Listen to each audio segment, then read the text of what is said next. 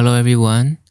Here I will show you a Python package called Click, which you can use to make command line interface. In the old days, I used the Python standard library argparse.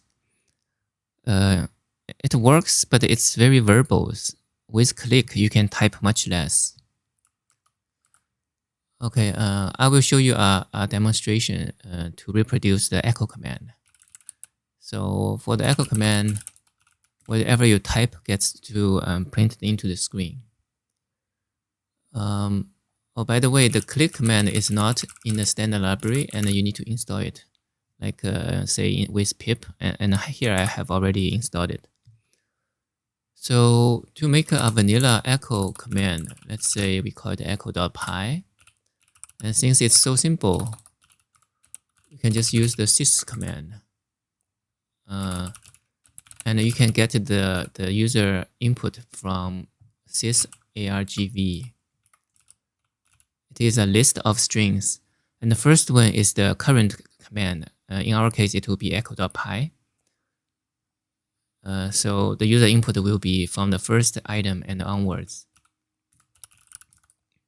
And we can just print it out directly. So I'm using Vim 8 here, which you can create a shell. You can embed a shell inside the Vim. So here we can test what we have, echo.py. Now you can see we print out the user input. Let's clean it up slightly.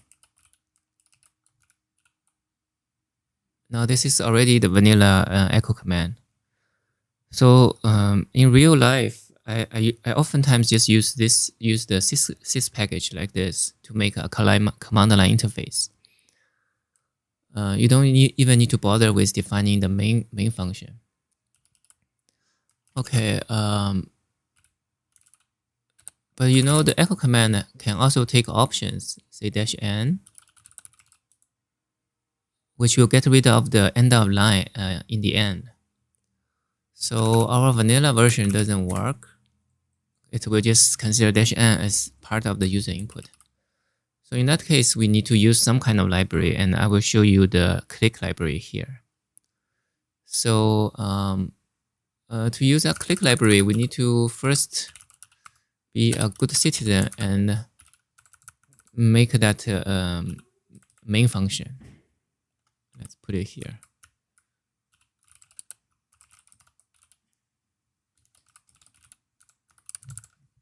Okay.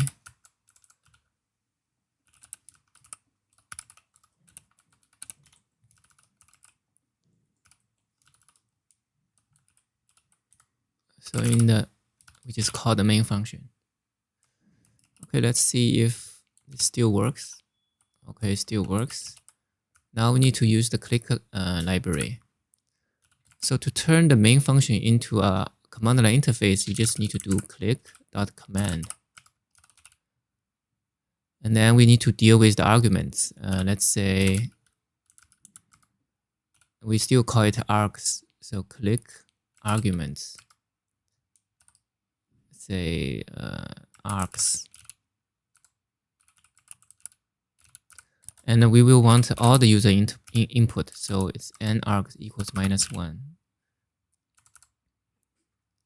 Okay. I think this might already work. Args is not defined. I think it's maybe this way. Okay. Okay. If we do the -n right now, it still doesn't work because it knows dash something is special. And then these are called options. Option. Okay, let's say -n. And since -n is true or false, we need to tell click it's a flag. And if you set it, it will be true.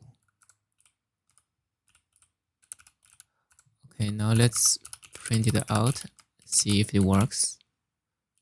So if say -n, then it's true. If there's no -n, it's false. Now we can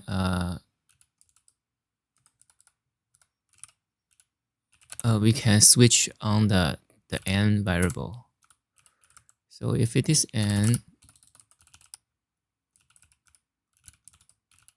then we need to get rid of the end of line, otherwise we just print it. Okay, this one works. And now this one also works.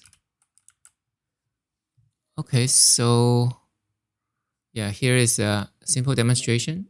Hope this is useful. Thanks for watching.